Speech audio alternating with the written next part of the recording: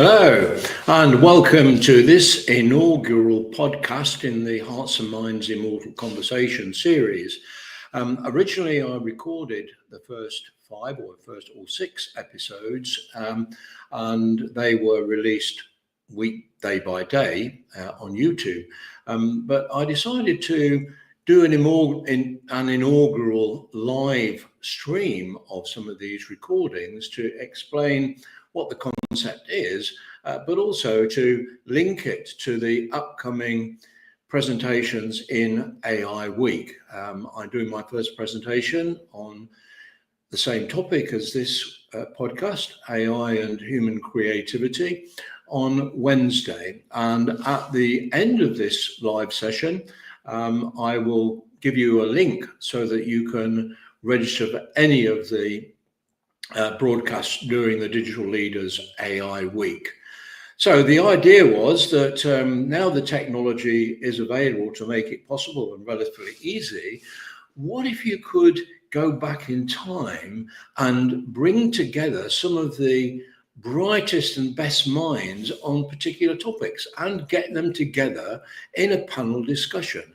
So not only do they talk about themselves, but also they interact with each other to give their views and opinions on various topics. So because it is AI Week, I've created a series of these podcasts with people from literature, science fiction, science, and today AI. So I have a fantastic panel recording lined up for you, which I'm not going to waste any more time. I'm going to play, but please feel free to type in any comments throughout this live broadcast.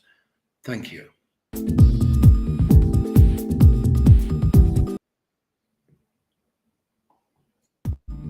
Welcome, dear listeners, to a truly special episode of Minds Across Time. Today we're delving into a topic that feels both ancient and utterly futuristic, the intricate dance between AI and human creativity. And to guide us through this fascinating landscape, we have an unparalleled panel of guests. It's an honour to welcome three minds whose pioneering work laid the very groundwork for the age of artificial intelligence. Please, let's give a warm welcome to the visionary mathematician, Lady Ada Lovelace, the brilliant logician and computer scientist, Dr. Alan Turing, and the insightful father of cybernetics, Professor Norbert Wiener. Welcome, everyone. Thank you, David. It is a distinct pleasure to be here, though I must confess this podcast phenomenon is quite novel. Still, the opportunity to discuss the potential of machines, even centuries hence, is always a welcome one. Indeed, a fascinating setup. I'm keen to see how our early theoretical frameworks have manifested. It's quite the leap from paper and gears, isn't it? And I too am intrigued. The flow of information and control, even in this digital medium, presents a wonderful case study. Thank you for having us. The pleasure is entirely ours. Ada, let's start with you. Your observations on Charles Babbage's analytical engine, particularly your insights into how it could go beyond mere calculation to manipulate symbols and create complex sequences, are often cited as the world's first algorithm. Could you elaborate on what you saw in that mechanical marvel that hinted at something far grander? Certainly, David. Mr. Babbage's analytical engine was a profound invention intended to perform general analytical operations, but what truly captivated my imagination was its potential beyond arithmetic. I envisioned it as a machine capable of weaving algebraic patterns, much like the Jacquard loom weaves flowers and leaves. It wasn't just about numbers, it was about the manipulation of any fundamental entities whose relations could be expressed by abstract science. This operation of operations meant it could follow a predetermined sequence of instructions, what you now call a program, to achieve almost anything that could be logically described. I saw it as a powerful aid for human intellect rather than a mere calculator. That's a truly remarkable foresight, Ada. And Alan, your work on the theoretical model of computation, the Turing machine, and your later contributions to breaking the Enigma code, along with your philosophical considerations of machine intelligence, have fundamentally shaped our understanding of computing. How did your early theories lay the groundwork for what we now recognize as AI? Well, my aim with the universal machine was to define precisely what computability meant. If a problem could be solved by an algorithm, it could theoretically be solved by this machine. This abstraction was crucial as it demonstrated that a single machine could, given the right instructions, simulate any other machine. This concept of programmable generality is, I believe, the bedrock of modern computing and, by extension, AI. Later during the war, the practical application of building machines like Colossus to decode messages showed the immense power of automating complex logical processes. And of course, the imitation game, or the Turing test as it's often called, was my attempt to grapple with the very notion of machine intelligence. Can a machine behave in a way indistinguishable from a human? That question still resonates, doesn't it? Absolutely, Alan. It certainly does. And Norbert, your groundbreaking work on cybernetics, the study of communication and control in animals and machines, provided a crucial conceptual framework for understanding complex systems. How do you see your theories connecting to the development of AI, especially in terms of learning and adaptive behaviors? My work on cybernetics was essentially about understanding how systems, be they biological or mechanical, maintain equilibrium and achieve goals through feedback loops. When a machine or an organism receives information about the outcome of its actions and adjusts its subsequent behavior accordingly, that's a feedback loop. This principle is fundamental to any system that learns or adapts. For AI, this means designing systems that can perceive their environment, process information, make decisions, and then learn from the consequences of those decisions. Without these mechanisms of communication and control, intelligent behavior as we understand it would be impossible. I was also very concerned about the ethical implications of these powerful new technologies, particularly in areas like automation and decision-making. Each of your contributions in your respective eras was revolutionary, but now let's leap forward to today. We live in a world where AI drives cars, composes music, writes articles, and diagnoses diseases. Looking at the capabilities of AI today, from deep learning neural networks to generative models like large language models, did any of you foresee this level of sophistication and autonomy? Ada, let's start with your thoughts. Honestly, David, the sheer scale and speed of modern computation are beyond anything I could have genuinely predicted. The envisioned machines manipulating symbols and executing complex logical sequences, certainly. I wrote that the analytical engine might compose elaborate pieces of music given precise rules for musical harmony and expression. That poetic idea of weaving patterns was abstract. To see machines actually generating music or translating languages with such fluency is breathtaking. I did, however, maintain that the analytical engine has no pretensions whatever to originate anything. It can do whatever we know how to order it to perform. The ability of today's AI to learn and infer patterns that were not explicitly programmed in a step-by-step fashion is a significant departure from the mechanical determinism I knew. It's a marvelous evolution, pushing the boundaries of what ordering a machine truly means. That's a fascinating distinction, Ada, between the explicit ordering and the emergent learning we see today. Alan, you famously pondered whether machines could think. Does today's AI, with its capacity for complex problem solving and even creative output, align with your vision of machine intelligence, or has it surpassed even your boldest imaginings? Well, David, I certainly believe that machines could eventually exhibit intelligent behavior. My work was all about breaking down intelligence into computable steps. The idea of a machine being able to learn from data to identify patterns without explicit instruction aligns remarkably well with what I hypothesized about child machines that could be taught.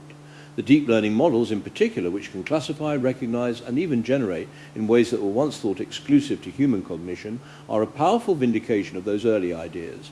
The sheer volume of data they process and the speed at which they do so are astonishing. I might have imagined machines passing the Turing test in 100 years, but the sophistication of these generative models, they don't just simulate conversation, they construct it with a fluidity I'd have found truly compelling. It's a leap from simple logical operations to complex nuanced understanding, or at least a highly convincing simulation of it. Compelling indeed. Norbert, you spoke of control and communication as foundational. With autonomous systems and highly adaptive AIs now a reality, do you feel we're operating within the principles you laid out? Or have these developments introduced entirely new paradigms that challenge your original cybernetic framework? The core principles of feedback and self-regulation remain absolutely vital, perhaps even more so now.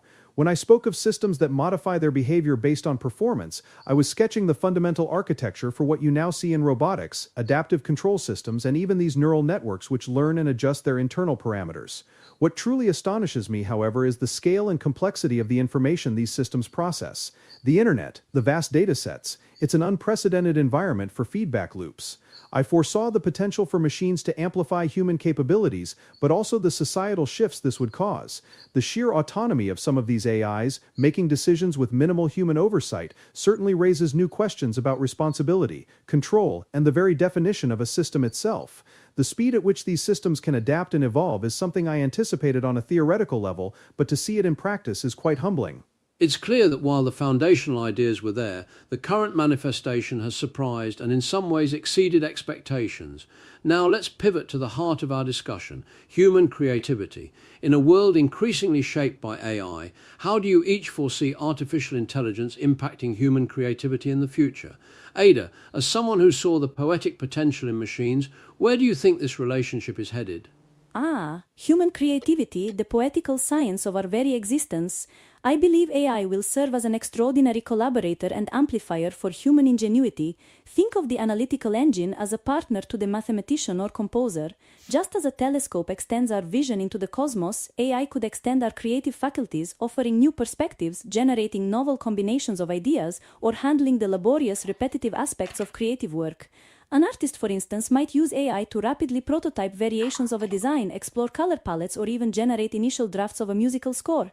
This frees the human mind to focus on the higher-level conceptualization, the emotional depth, the truly novel spark. It won't replace the human spirit, but rather provide a richer, more expansive canvas. We will learn to orchestrate these powerful tools much as a composer orchestrates an entire symphony, blending their unique human touch with the machine's capabilities to create something altogether new and profound. That's a very optimistic and collaborative vision, Ada. Alan, what are your thoughts? If machines can generate text, art, and even code that rivals human output, does this challenge our very definition of creativity, or simply open new avenues for it? It's a fascinating challenge, isn't it? If a machine can compose a symphony that moves us or paint a picture that evokes profound emotion, does it matter if it lacks consciousness or intent as we understand it? The imitation game applies here too. If we cannot distinguish AI-generated creativity from human creativity, then perhaps the distinction becomes less important, at least in terms of the output itself. I believe AI will push human creativity to evolve. We might find ourselves seeking to express aspects of the human condition that AI struggles to grasp, the nuances of personal experience, genuine vulnerability, or the absurdity of existence, perhaps. It could force us to refine what we consider uniquely human in our creative endeavors.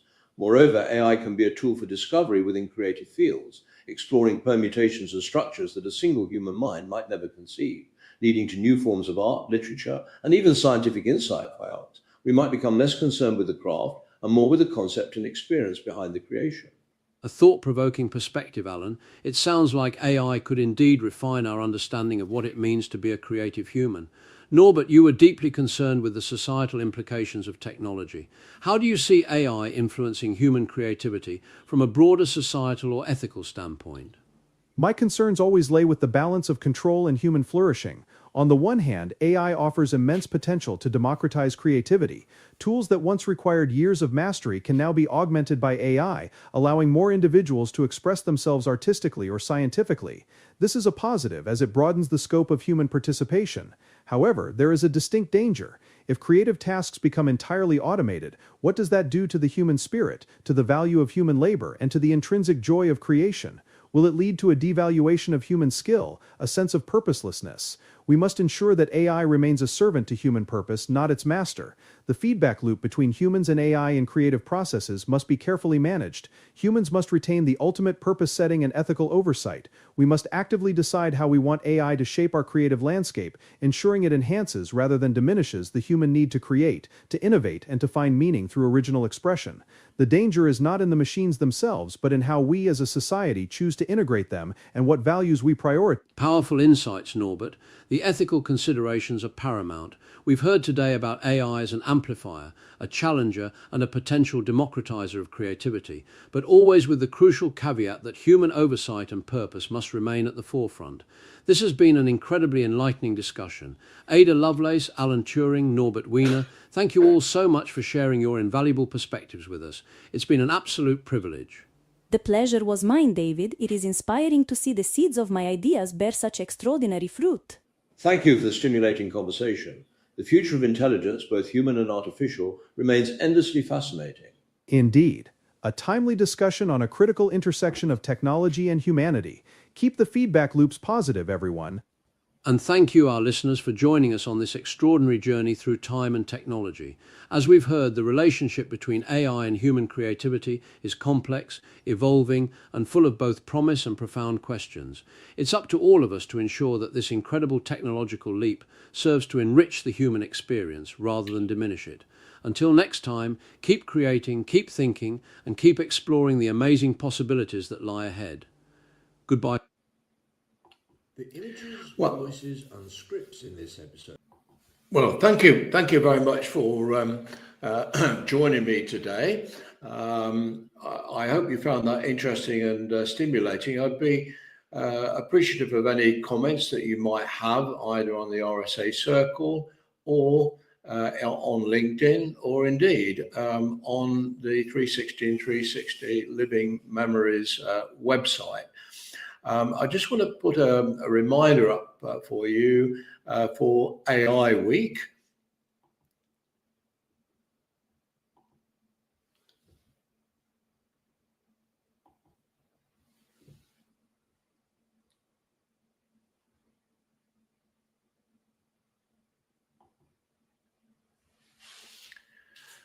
Now, AI Week, the screen is shown on there. You'll see a QR code in the top corner.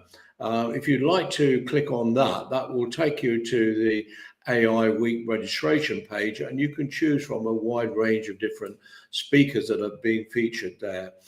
My personal presentation is a recorded talk, and that will take place on Wednesday. So I'd be delighted if you could join us. I will be joining the talk myself.